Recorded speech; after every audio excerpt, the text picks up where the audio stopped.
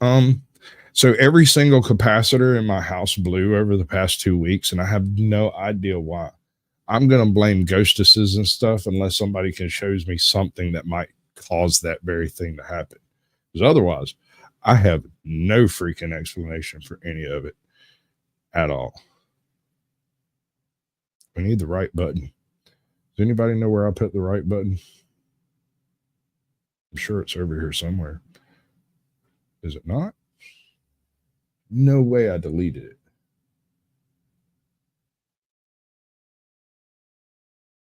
Huh. It's got to be this one. What are the humans doing?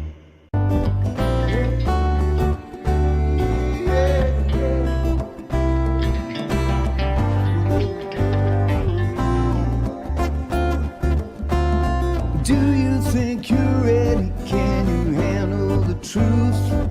Or are you in denial and demanding more proof? They demonstrate in real time how they're spinning you lies, but no one pays attention, no one opens their eyes. They walk around like zombies with their head in the mobiles, signaling their virtues with a pick on their profile. Yeah.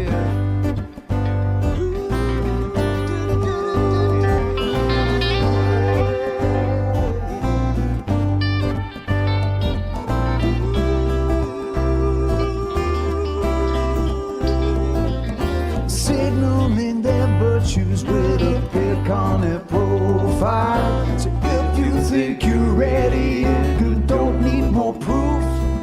Conspiracy deniers are denying the truth. They fabricate our problems and pretend to provide the best solution, but we all know they lie. They lied about the weapons and they lied about health. They lied about the fact that they're transferring the wealth. You should really notice how they're pushing the fear. Keep everybody terrified and not thinking clear. Yeah. Everybody's not thinking clear. Keep everybody terrified. Yeah, thinking and not thinking. Keep everybody terrified and not thinking clear. When you do, you realize that this is a trick. It's getting really stupid now, they're taking the mick. Said, do you think you're ready? Can you handle the truth?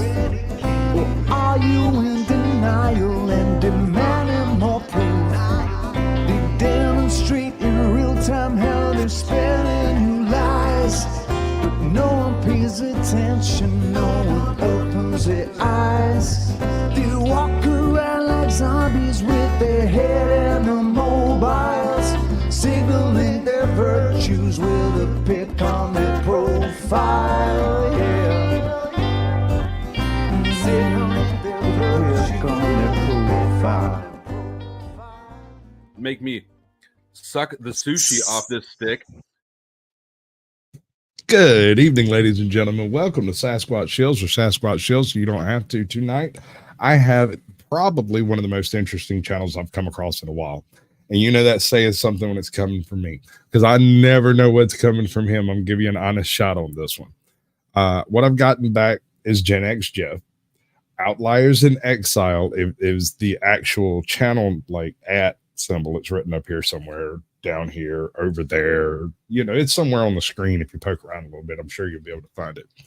So, Jeff, I see I'm making you a little nervous. I'm gonna go ahead and do the thing. Nervous? Oh no, I just I don't know what's always coming out of my mouth either. Welcome. Thanks for having me. All right, so give me a big smile. I'll try my best. Good enough. That's I good get enough. squirrel You did good. cheeks when I smile. You did good. It's good enough, brother. It's right. for the little intro bit when I re-edit all of that. Oh, okay. All right. So, how long have you had this channel? And I don't mean that this channel under this name. If I go to your channel and look and see how long it's been in existence, how long has it been in existence? The channel itself I had as an account, and I put one video on it back in 2021 that some friends want to do a podcast. But the actual channel that I started, as far as outliers, I think my first one was April of last year. Okay, so you've been going what, like a year and 5 months, year and 4 months, Yeah, like a something year like and a that. half. That's not bad. And I had another one before that, a few years before that went for about a year. Called You don't really Neuro mess Chaos. around with editing much, do you? My strength is sitting in front of a chair, pushing a button, and turn on the camera, going live. Waiting patiently for somebody to make a fool of themselves. Yes, That works, yes. bro. That is I don't do any of that production stuff. I've tried, and I just don't have the brain for Some it or people the don't. interest. I'll be honest. I beat my head against a wall to learn all the crap I've learned for editing OBS and stuff. And this is all useless stuff. I don't use this in real life. Right. You Yeah, have a real life? That's what they tell me, but I don't believe them. So in the chat, my chat, there is a poll. And the question is, does the panelverse create narcissists or induce narcissism? Yes, no, and nobody cares are the options. So we'll see how that plays out. The way this goes, for those of y'all playing at home, we're going to take a look at Jeff's most popular video. We're going to look at his very first upload, and we're going to look at his most recent upload. And you'll find a lot of similarities and a couple of little differences here. Homie hasn't changed a whole lot over the past year or two. And that's not a bad thing necessarily, because if you find something that works for you, do it. Try to get paid doing it. I'm trying. So try. Yeah, I get it. So we're going to start off with some basic housekeeping, right? So you started your channel. You did a podcast with you did a podcast from some folks a while back, and then you started this channel specifically to enter the panelverse approach. Originally it was going to be a men's mental health channel because it was going to go along with the business that I started for myself. Right. And so the first few months of it, maybe, or a few weeks, was devoted to that. I discovered the panelverse somewhere along the way, and it kind of, my channel started becoming panelverse after that, but it wasn't originally intended to be that. So essentially what you're doing is I think that might be the first time I've ever seen that man on screen. Is you're taking a very open-minded approach to paneling. As far as I've been able to determine, as long as people are willing to verify they are a human fleshy blood type creature, you'll let them up. I mean, we do a little more gatekeeping now that I found out about the trolls and the drama sector and all that. But originally, yes, it was an open panel. So I give everybody a chance. But I'm a little more, you have porn bombers and trolls that come up to harass, and trolls that impersonate existing panelists, hoping that you'll let them on. Dude, I've had it happen to me. I've had people pretend to be me. Wandering hippie got hit by somebody pretending to be me. And the weirdest of weirds, it happened the day after I changed my avatar and completely updated my channel, right? So I changed my channel and homie came in with the old logo and stuff. And I was in chat and I'm like, that's not me, bro. That's not me. And he's like, wait, this is your avatar. I'm like, no, bro, I updated it yesterday. I swear to God, bro. And he got popped, but it happens. I mean, the only thing you can do is try to prepare for it. Try to get, this is your most popular video. I find that weird considering it happened on Labor Day. You know why? This is one of my first all-day streams, probably. I think we did 8 hour, 12 hours. Yeah, this thing's like 9 hours. 9 hours. Yeah. That makes sense. That does make sense. So, all right, you've made the channel. You've got 700 and some odd subscribers. you've determined there's enough interest in what Jeff has to say to perhaps make a go at this, right? Yes, that's my hope. Okay. Let's fast forward, say 2 years. You're at 5,000 subscribers. Where would you like to see yourself at that point? Well, this channel is part of a larger community building project. Sure. And eventually I want to get to the point where we have enough people to create some kind of hybrid network or support network, community network, whatever, where we have the channel as a central hub that everybody interacts with, and then we have local chapters. So when we have enough people in each region of the world, they can begin to form local kind of offshoots, like local little outlier outpost, and that way people have a way to connect in person and get some like online in-person balance to their life. So eventually my ambition for world domination is to take this offline and have this be just a central point of a larger network that exists both virtually and real life. I've actually interviewed a couple of channels that are taking a similar approach, but for different reasons, right? Like Grim Reaper Network can't keep a channel long enough to have a birthday, so he has set up a parallel streaming service very similar to YouTube, where you can upload anything, back up anything, and I mean anything, bro. The gatekeeping there is virtually non-existent. But if you don't know it exists, you'd never know to check it, right? Right. So it might have like 500 people on it total, and I'm basically there by proxy because pretty much everything I upload to YouTube gets duplicated over there because the owner of the site says so. So that's kind of cool. Yeah, I was archiving mine to Twitter for a while, and then they stopped that. They started charging to let you stream to Twitter. I was streaming to Twitter every time, and I had a couple of really banger nights on Twitter, like where I'd have 4 people on YouTube and 325 on Twitter. Nobody in chat. I think they're all bots. Not sure what to do about that. Same thing with Rumble. About once a month, I'd have a blow up chat, or not a chat, but a blow up show where one of my shows would do 500 or 700 views. I never saw a person in chat. The only people that were in chat were people from YouTube who went there specifically to be in chat. Oh. So I don't know who we got on panel here. Let's see. I'm trying to figure. It looks Let's like see, we say Gen X Jeff, the horniest. Yeah, YouTuber. we got looks like Moose, Mike Cerrone, Leggy. So this is recent because these are recent. So this past Labor Day, I guess. And then I can't make out the one at the bottom. No. Remember. Okay, that's Lanza. Yeah, Lanza. Okay, so you want to create a deeper network involving offline, IRL.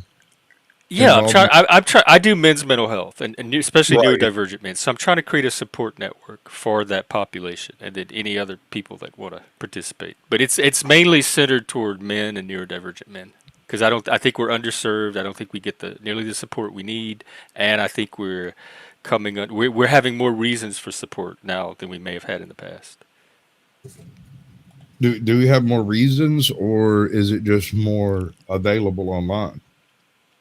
I think both. I think the technology makes it more available, so I definitely want to take advantage of that. But I think that the way things are going politically, I think there's this big androphobia, fear or hatred of men, is the only acceptable phobia left. Like you can't be transphobic, racist, homophobic, but nobody has a problem with people directing the same type of. I hadn't thought of that, but you're absolutely correct, sir. Wow. I mean, I'm a man. I can't help but feel it. Yeah, I mean, I'm like you said, I've felt it. I just didn't. I haven't really thunk it through. I guess. Yeah, if somebody says something negative about a man, then nobody's gonna call him on it or say anything. They might even secretly cheer. Yeah, they'll agree. What's up, freaking? We got Mid-South Sasquatch in the house. We got Not Laws 2. Good to see you, bud. I appreciate you coming through. Mr. Accord has joined us. Jesse Sepulveda, which apparently we got the exiled one. Zatuichi 444 44. You got Michelle. Good to see you. RBKH. Hey, welcome in. Daniel Berry Sports. We've got Cryptic Unicorn. Ajot has joined the chat. That's cool to see. Always love to see her, right? Have you come across Ajot yet? I don't think I have. The name seems familiar, but I Yeah, don't she's don't I do a I show didn't even on, know it was a she, so probably not. I do a show on Tuesdays with her called The Naughty Corner, where we go and find somebody who has perpetrated some negative thing and we laugh at them. Basically, bad parents, bad drivers, bad drinkers, bad. That's a popular genre. Well, I mean, it works. It's hit and miss as far as views, but I mean, sometimes it knocks it out of the park. Sometimes, it just doesn't happen. Like But the new you try. the new circus show, freak show.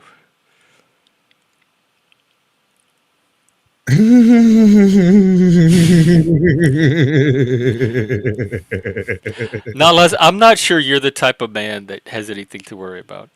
Honestly. Oh, no, I think you're handled, bro. You've got it figured out. You are the one.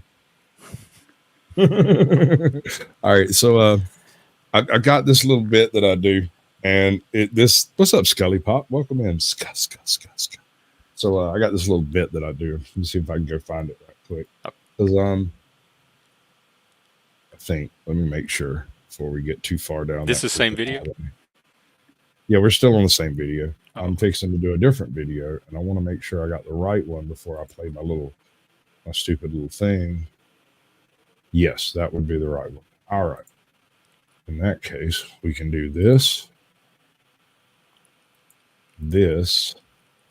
and then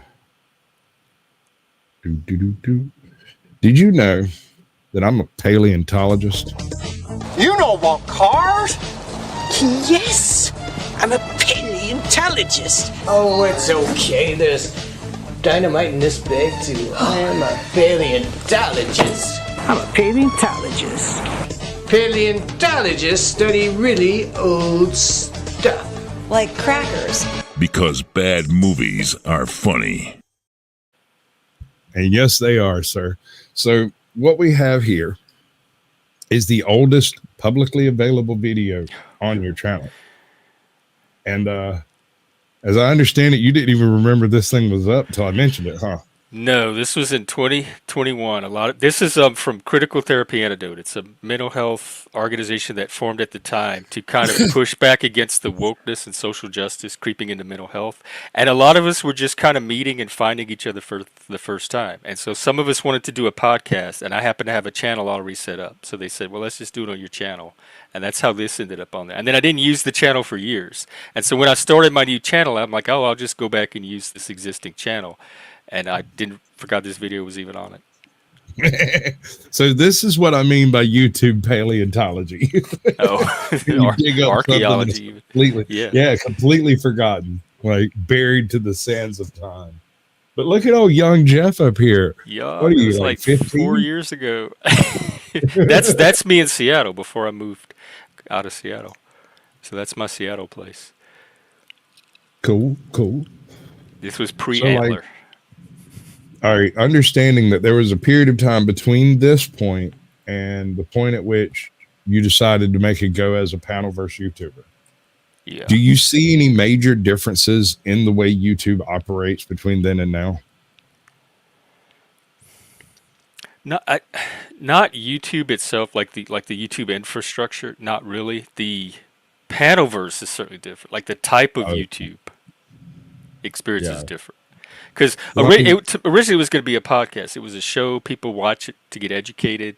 They interact in the comments about the topic. I had no idea there was this whole like social network to YouTube where people just hang out, talk, that kind of stuff. I thought the channels were like targeted and focused on specific things. Oh, well, I mean, maybe they used to be. Once upon a time, it was kind of considered gauche to have too wide of a pattern on YouTube. It was considered stomping on other people's territory. So if you were in a group of YouTubers, this is, you got to understand, 5 years ago, I was trolling. 4 years ago, I started my channel, right? And I stopped trolling, stopped a whole bunch of other evil shit that I was doing, and started my channel. And I have been clean and sober ever since, as far as the troll's concerned, except for a few snide remarks and sitting backstage on flow states. I mean, I don't really know what else to do for him. So What made the change? How do you go from trolling to? I quit Smack. Oh, okay. Oh, you think that drives some of the trolling? Well, I had so much self-loathing in and of myself with no one else's input. I hated so much just sitting there in the dark that it spilled over into how I interacted online. And it went very far, Jeff. It went very, very far. I'm going to say, and I'm not going to say publicly the names of them, but I had over 40 sock accounts that I used to basically just terrorize people, just for funsies, just to see if I could make them whatever, you know. And the trick of it was that you would join in with all these different sock accounts and then argue amongst yourself on a channel that doesn't have but 10 or 12 people in the chat, and to go from 10 or 12 every stream to 25 every stream, only to fall back down after, because eventually you're going to mod one of my socks. You have socks now? No. Oh, okay. I do not utilize sock accounts. I have a backup account that I've never mentioned as by name on the channel, and it's just there to compare how the YouTube for me page looks on this profile versus a non. There's no likes, there's no saved videos, there's no content on that other profile over there. It's just for like a virgin algorithm approach. Oh. I'm proud of you, Bid South. You do that thing. Now, I do remember during 2020, there was a Satanist that I was hanging out with, and he did what today we would call open panels. But at the time, I didn't have that like, I didn't know to call it that. But so I do, even before I started my own channel, I remember hanging out on open panels on YouTube and thinking how cool it was. Because this was COVID, we were all locked down, and like, oh, right. I could still hang out with people. And so I guess that was technically my first introduction to panels and paneling, but he's not part of the panelverse, I wouldn't say. With me, the lockdown triggered me to contact a bunch of people that I knew that already had functional channels to some extent. And I was like, why don't you just, I mean, nobody's doing anything. You have a captive audience. If you're not actively building your brand, what are you doing? You can't go to work. You can't do nothing else. And you have all the equipment. So go ahead and do it. Yep. That when I got locked down, when we locked down, and I had all that, and I lost my job like 3 days before that we called lockdown. And that's when I said, this is a chance to start a podcast. I've always wanted to do it. This is my chance. And so I took like that first year learning and watching and going on other channels. And I did it on Zoom at first. So it was like, well, that was one of the things that I didn't realize, the things that I was learning when I was out there trolling, the backstage stuff, because, you know, I would never come on camera. I didn't have a camera. And at the time, the phone that I was using, I kept a piece of tape over it just in case I ever accidentally but I've spoken to a whole bunch of older YouTubers, most of which are no longer around or not part of the channels that they were a part of then. And there's no point in naming names because they wouldn't recognize me as this channel or as the individual I actually am, right? Because I'm so very nice. You know, I'm so zen. You can't get under my skin. You can't trigger me. I just smile at you and move on. And it's because I have seen all of this activity before, right? and so it's just pattern recognition. Basically. Yeah, I'm starting to get. I hope I'm starting to get good at some of that myself. Right. I mean, it does take a little bit of effort. It's not the kind of thing that you can. And you got to catch a bloody nose from it a couple of times. You got to get it wrong. And that's one thing a lot of people have a problem with. The biggest tip I can give you, and this is for you and anyone else doing a panel or ever planning on going on a panel, do not knee-jerk react. As a host, you mean? Even if you're just a guest on a panel, if somebody can trigger you into a knee-jerk reaction, then they'll just continue doing it in order to invalidate any other topic you might want to cover, right? Oh, like once they see your buttons, they're going to keep pushing. Right. That's right. Once they find that button, they're going to do the monkey thing and just keep hammering on it. You know? Yeah.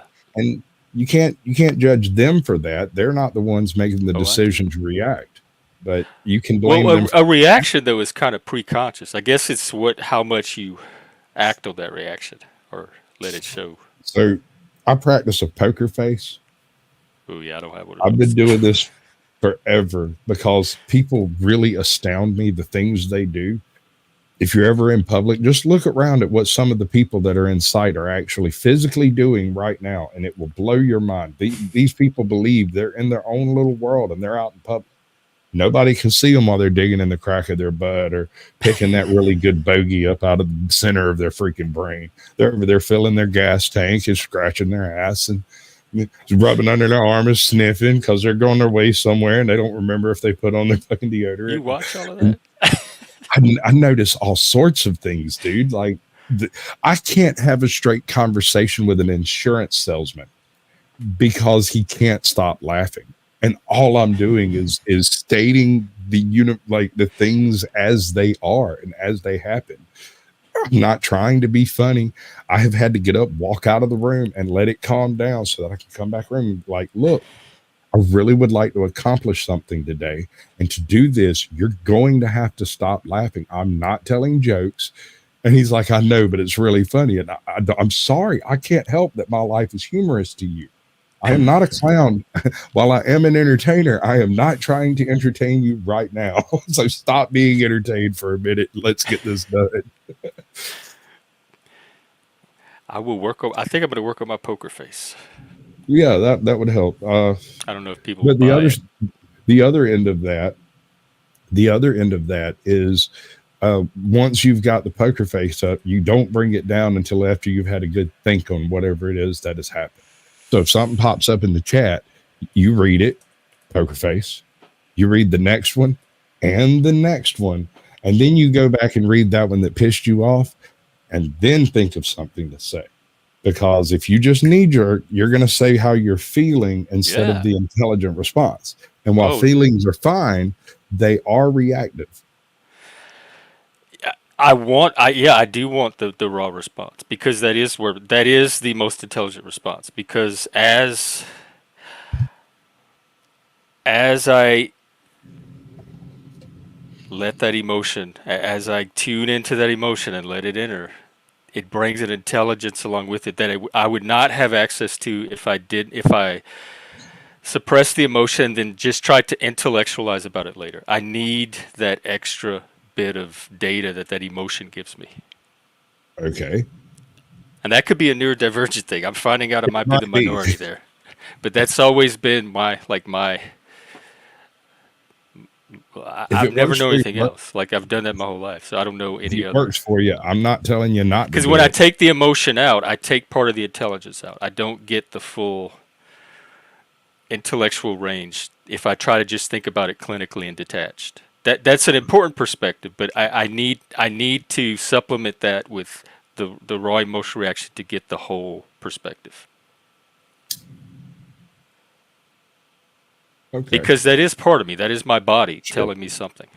Sure. And it, like I've said 1,000 times, it's your channel. You handle it the way you see fit. You'll never catch no smoke from me for doing what you do. So you do it. I can't do that. If I tried to do that, my tongue is so bladed, I'll cut you with both sides of it. Not even. But what's wrong with that? If that's what they're earning from you.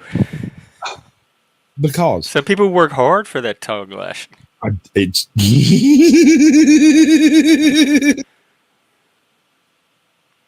yes, sir. Some people do, and they're appreciative when they get it. But I'm not here to give it out for free, right? Like that's something that has developed through talent and skill of having been in every type of job market you could imagine, short of banking and stocks. I don't do that stuff. Oh yeah, I don't do that stuff either. Jan God seems a little confused. Podcasters at my life's call. I think of myself as a community builder, not a podcast. So podcasting may not be my life's calling. It's just a method, a means to community building for me. Sure, that's the actual life calling. And that's kind of what I'm getting at with all of this is I'm doing a similar sort of thing, but I didn't realize that was what I was doing when I started the channel. When I started the channel, I was literally planning on reading westerns and got a bad mic. And then it turned out that at least 5,000 people out there seem to think I'm fairly funny and slightly entertaining. And And you have a apparently, good radio voice. apparently I have a good radio voice, which was why I went for the reading westerns. But I got a broken mic right out the box and didn't know it. And I'd never messed with a mic before, so I didn't find out until I got a new mic. And I couldn't record anything properly because the mic was messed up, but it would work in StreamYard. So I ended up falling backwards into the whole Panelverse thing. But I came in a very strange way. I had never heard of the Panelverse, right? I had encountered some of the people in it, like Wizard.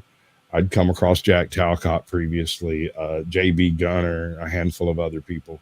But as far as like interacting with any of these people, nothing more than being 10 of the freaking people that were watching them that day.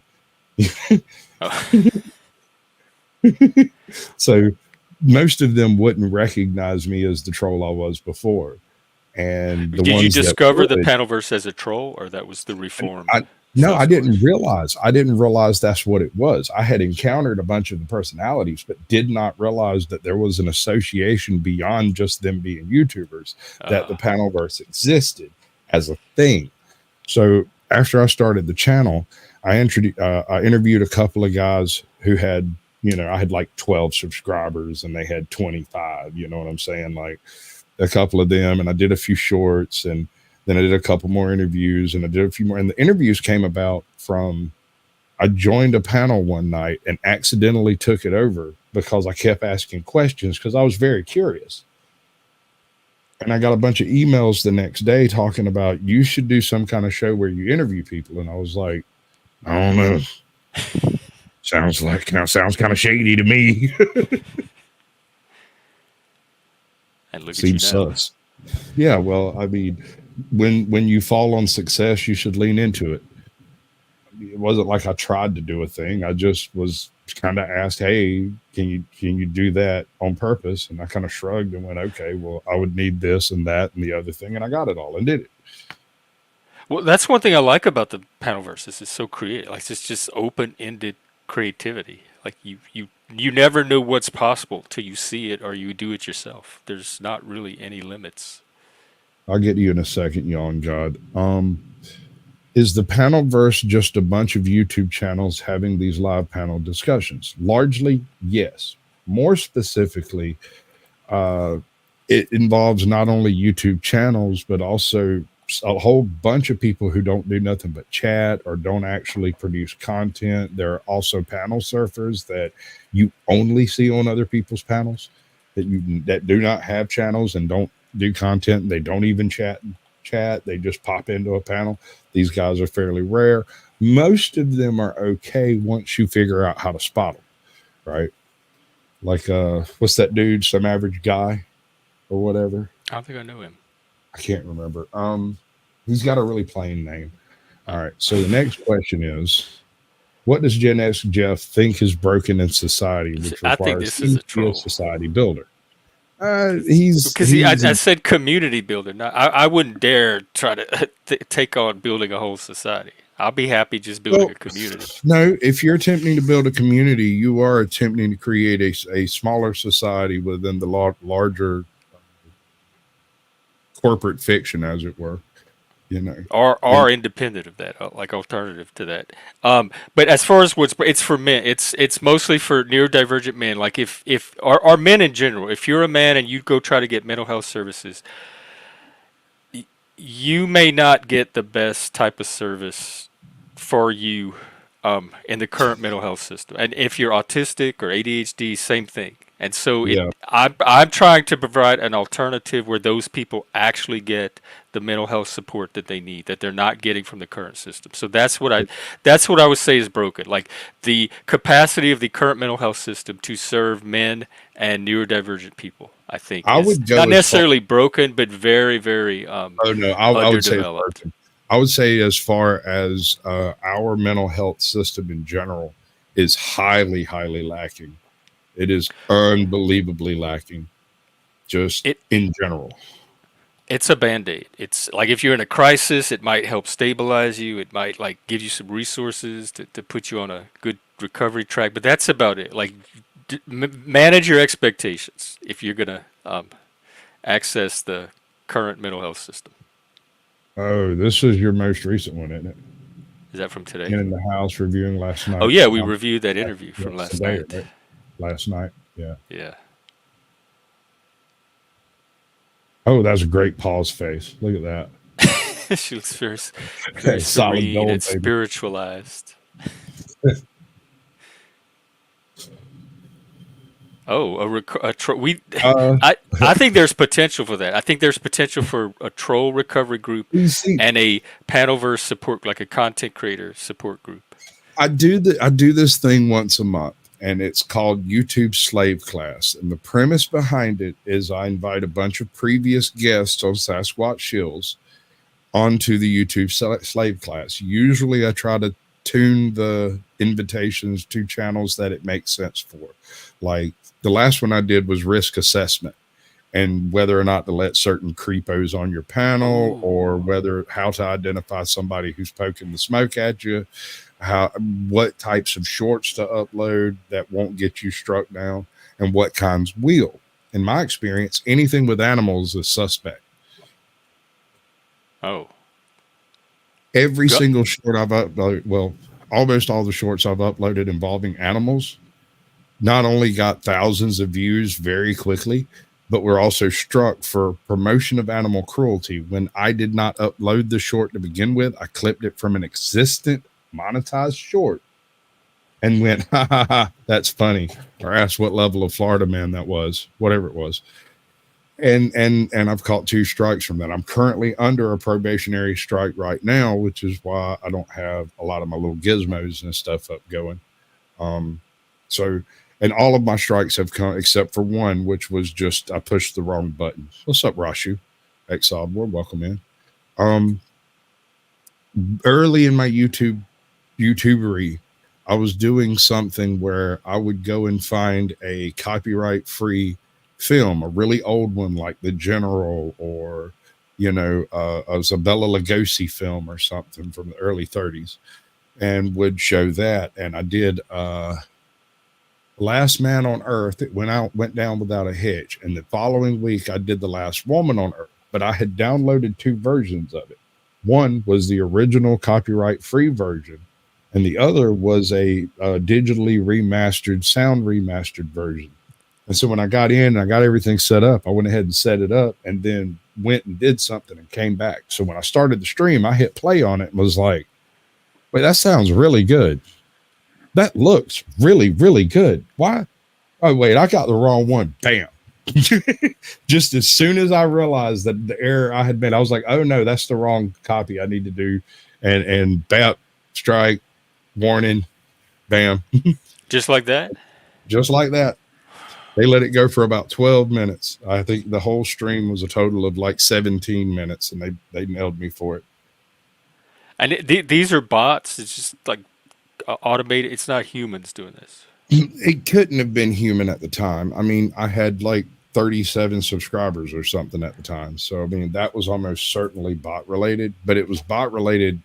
I sourced that particular download from another YouTube creator, and I knew that particular download was heavily copyrighted. I knew it. It's just that when I went and got the original, it was kind of like a picture-in-picture kind of thing that was done from like the Library of Congress or something. It was really bad. And I found another one of the same version that was also free copyright, and I downloaded it. And I still had that original super sweet copy just sitting over there. And when I went looking, I didn't look close enough at the button I was clicking. And I was like, yep, that, do this thing, do that thing, do that thing. And then I went and took my kid to school or whatever it was and come back. Walked in and was like, bam, bam, bam, let's go. Welcome to the show. We're doing this thing. Click. That's really good. Those lines are really crisp. This ain't right. Something's wrong. But it'd be like that.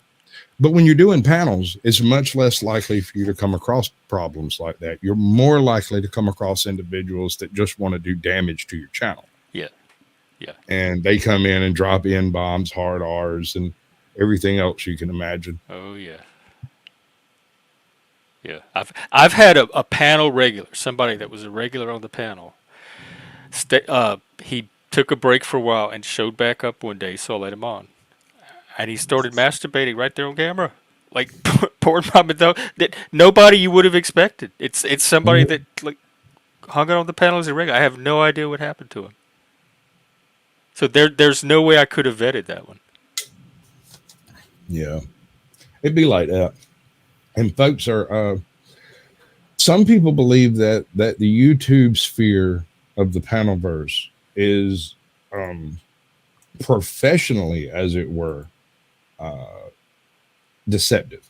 Like every single one of us is hiding some dark, deep secret and whatnot. And There's a lot of necessarily- paranoid people it draws, I noticed. There are a lot of paranoid people, especially in drama communities. Yeah. And when you come across somebody, and it's not wrong to be paranoid. I want to be clear about this.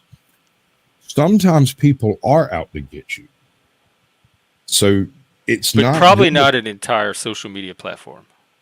Probably not, but maybe. I mean, back when I was doing drugs, I had multiple 3-letter agencies whose entire purpose were to put me in jail. So that's not paranoia, son. Right. Yeah. That's facts. Yeah. You know, so now that I've been clean and I'm sitting in this whole YouTube sphere thing, and you find a lot of recovered addicts on the panelverse, Mhm. you will find them sitting here catching that dopamine hit from people hearing what they say. But does it create narcissism? Would it take a normal person who was not, you know, your standard narcissist? Would they develop more narcissistic tendencies in from interacting in the panelverse? What do you think? I'm going to be an optimist and say no, because I don't think you can create narcissism. I think we all have narcissism. It's a spectrum. We all have a bit of narcissism. Like babies Sure. are narcissistic, toddlers are narcissistic, and at some point we mature as adults and grow out of that. It can, like, I guess, bring out any narcissistic traits or tendencies we have. But if you're not already a narcissist, and if you've gone most of your life successfully, like managing your own narcissism, you'll probably be able to continue to. I don't feel more narcissistic just because I'm in the panelverse surrounded by all these other narcissists. So I guess it depends on the individual, but I think it could increase those tendencies a little bit. But I also think whatever you do to manage your narcissism in the real world, you can probably maintain that in the panelverse. So if you're a narcissist on the panelverse, it's most likely because you're already that in real life. I'll buy that to an extent. I mean, some people like, and I'm going to take a dip into kind of a shady territory for this one, but it's the only place I know to find the specific reference I'm looking for. Are you familiar with Foodie Beauty? Nope. Okay, so this is one of those fat acceptance creators that sit around and do mukbangs and complain about weighing 600 pounds and talk about how they walk to the refrigerator twice a day, which was their exercise and that kind of stuff, right? You know the type in general, you know. Are you familiar with the mukbang scene and all of that? Yeah, I'm familiar with mukbangs. Okay. It was never my genre, but specifically Foodie Beauty would never have been a podcaster, vlogger, mukbanger, except she happened to stumble in at just the right time to become the linchpin in the fat acceptance YouTube movement thing. Because at the time, it was supposed to be her get well journey on her channel. That was the purpose of her channel, was to show herself exercising so that her fans would keep her, would make her come correct, right? Because she said it to her fans, she would do it. But what actually ended up happening is she sat around and talked herself and a whole bunch of her fans into the concept of big, beautiful, healthy, like my truth versus the truth, that kind of thing. And she built a freaking almost a nation of these people who were either watching because they wanted to see her stumble and fall on her face, or watching to see her successfully lose the weight. But either way, both of these things happened at different times. She did lose some weight, then she gained more back. My gosh, she has 104 subscribers. Wait, Foodie Beauty? Yeah. I mean, 104,000 Yeah, I was subscribers. going to say, no, that's like her 5th channel, bro. Like, Oh my she's God. got probably 500,000 that are hate watching.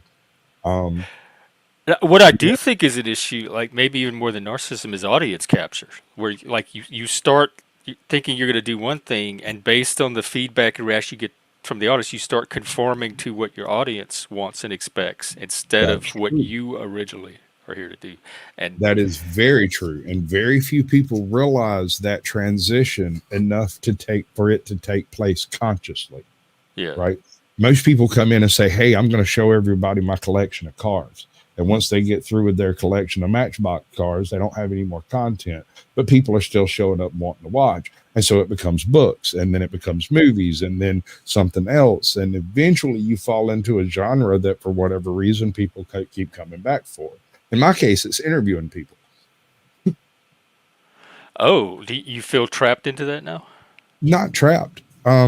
It's not so much trapped. I fell backwards into this in the first place. And like I said before, when you stumble into success, lean into it, try to stumble farther. I call it failing forward. Yeah, yeah. As long as you're failing in the direction that you're already trying to go in, not a direction that your audience is determining for you. I mean, that kind of depends on the nature of the channel. And in your case, your channel is kind of driven in a particular direction of live streams, panel verse. So it would naturally trend in that direction. I wouldn't expect to wake up tomorrow and find you doing a movie review by yourself with dynamic editing, you know, No, voiceovers and movie. I'm too paranoid of copyright. So. Copyright's a funny thing, dude. I got one today just for a little clip Claim. somebody had me play. The content claim ID, they call it, where somebody's... The content claims are fine. As long as you're not monetized, they do not matter. I have yet, unless you're clipping specifically political things that might have an effect. You know? And then it's just for that one video that you can't monetize? Yeah. Yeah. Yeah. And next one should be fine. Now, if you stack up a whole bunch of copyright claims, copyright ID claims, they may downgrade your channel's broadcast strength, so to speak, your boost in the algorithm, based on the fact that you're not making your own content at all and you're not using the fair use system properly, because they keep catching copyright claims. And so there may be a cap on the number of people that come to live streams. But that's where one of the reasons why I keep mucking around over there with Flow State. For a channel that had at one point 1,200 subscribers, he was bringing in 50 to 60 people every stream. And I was like, that is a very strange number. He's got a huge amount of interaction in his chat, which is what I wanted to look at. And I explained the whole thing to him. I'm like, I've just only seen 2 or 3 channels that can do this, and I want to know how it works. And if I can see it functioning as a live action thing, maybe I can figure out how to bottle that shit and spray people with it. And he's like, well, shit, I'll let you watch, dude. Like, but no, it's pretty much Mother Nature's kitchen over there. That somehow he has a sixth sense about people that are fixing to jerk his chain. And he's able to pull the rug out from under them before they actually damage the channel. And that's kind of what I'm there for, is things that he doesn't think would damage the channel that might. I'm like, TOS, bro. Turn the service on that one and pull the string up. Oh, okay. So you're kind of the flow whisperer? Not so much the flow whisperer as the algorithm whisperer when it comes to violations. I've received all kinds of weird violations, but not too many none of them strikeable. I keep getting this freaking one type of strike: promotion of animal cruelty, because I saw an animal do something funny and I laughed at it. That's so weird. I have a video of roadkill on mine. Dude, there's a video. I'm not going to say that out loud. There is a video of a rabid raccoon being beat to death And it's still up on YouTube. The damn thing is monetized, but it's a rabid raccoon, and the people that are there are talking about, wait, that thing's rabid. We need to kill it now. And so they do, but it's still up. However, a couple of country boys spiking a beer on an alligator's tooth and letting the alligator go, that's promotion of animal cruelty. The original video is still up. Mine caught a strike. Is it because they laughed? They didn't laugh. They were too busy shotgunning a beer. The only animals that were harmed in that video were the two Florida guys that were drinking the beer.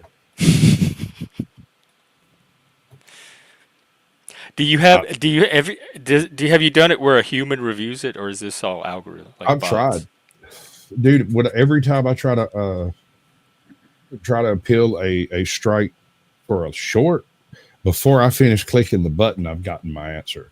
It's less than 10 seconds. It's like hitting the button sends me the email. There's no way it's a human then reviewing. No humans were bothered in the processing of this. None at all. There's no problem. What's up, Toe Daddy? Mandatory carry. Good to see you, bud. I'm gonna drop the link here in about 10 minutes. And okay. Oh, you doing a panel? More of an open panel type thing. I'm gonna do a little outro ditty. You're gonna get a chance to do your speak out, and after that, I'm gonna drop your channel.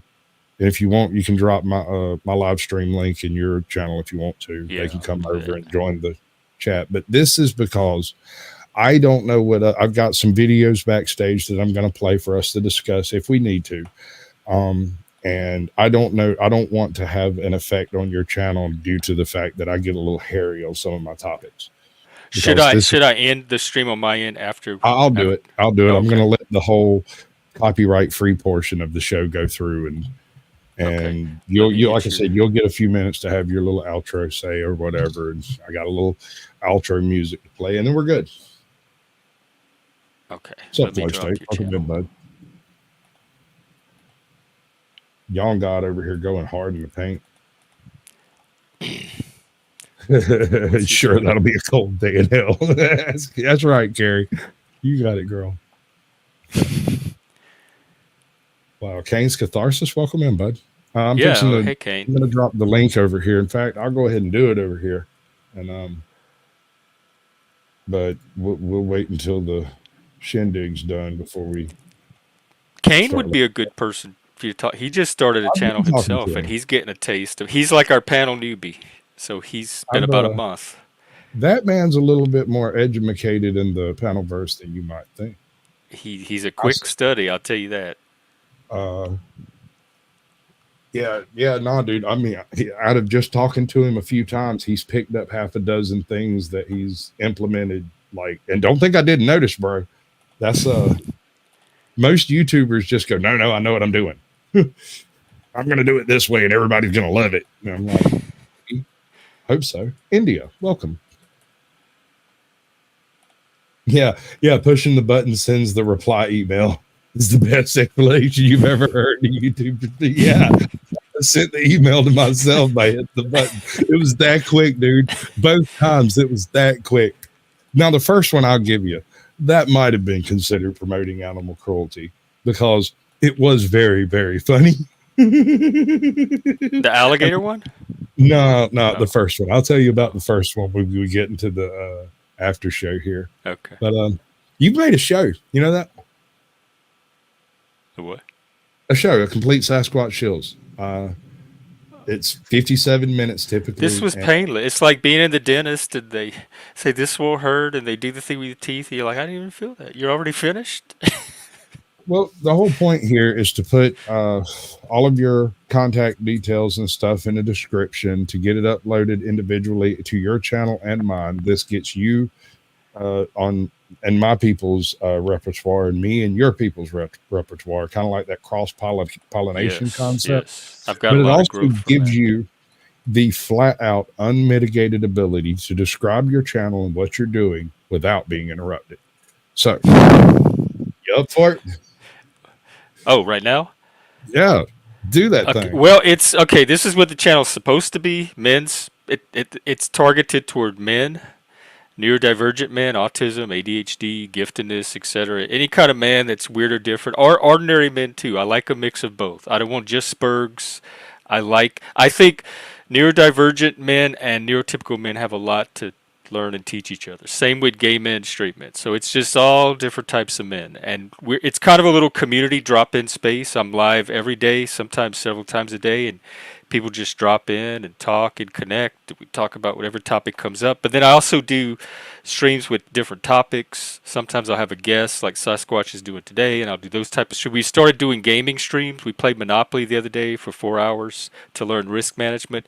So it's kind of a multi-purpose channel, but the core of it is that third place kind of home away from home drop-in element that I try to keep going daily. And then eventually, when I grow enough, I want it to spill over into real life and start having little real life groups. That would be cool. My experience in that is the viewership seems to be largely ephemeral on the ground. America is such a widespread place, and we're all connected. So I have like 2 or 3 subscribers in New York. Well, probably more now, but I might have the same number in all of Missouri. Oh yeah. So there's unless you go to a big city, they're probably going to be pretty thin on the ground at first. Yeah, it's finding the places where it's already happening organically, like Maine. Right. As it develops, people, word of mouth is a big deal. Like, yeah, it just takes time for that stuff. This is the long game for me. Like this, I've decided this is my mission. This is my life's work. So I'm willing. Do you consider it your life's work? This is your legacy, not a hobby. Not a hobby. It started as a hobby, but it's no longer a hobby. I can respect that. That makes sense. With me, I made the conscious effort. I'm going to make a channel. I am going to make it successful. I'm going to use every dirty trick that I learned trolling, and then realized all of them are a negative. The tricks that I learned were not the tricks that I use are not the tricks I learned trolling, but the opposite. Where my knee-jerk reaction would be to talk trash and burn you down. Instead, I ask you to elucidate and tell me more. So you're saying when you go with your like second best instinct, that turns out to be the one to follow. So that's why you don't go with the first. The more considered one. Yes. I'm the type of person to sleep on a decision. Yeah, that makes sense. All right, bud. I'm gonna drop you backstage for about 3 minutes. Okay. Tell everybody bye. Bye. See ya. I thank you for coming up. I appreciate you for showing up, and that is awesome. That's Gen X Jeff, folks. Outliers in Exile. Tune in. I appreciate everybody coming through for Sasquatch Shills. Now, if you're on Gen X Jeff's channel, that one is fixing to end right towards the middle of this next little song we're going to play. I don't have a moderator over there, so I can't drop my link over there, but it's Caucasian Sasquatch. Y'all can find me on YouTube. I'm the only white one I'm aware of. And with that, I'm going to bid you a fine farewell. I gotta bounce. Thanks a lot for proving just how ugly and immature you are. It's been real. And just so you know, I don't really care about your problems. Sorry. Good news, though. We're gonna have to move the party somewhere a little bit more private, but you're all invited. Lorenzo will give you the details. Yeah! But if I lay down and I play dead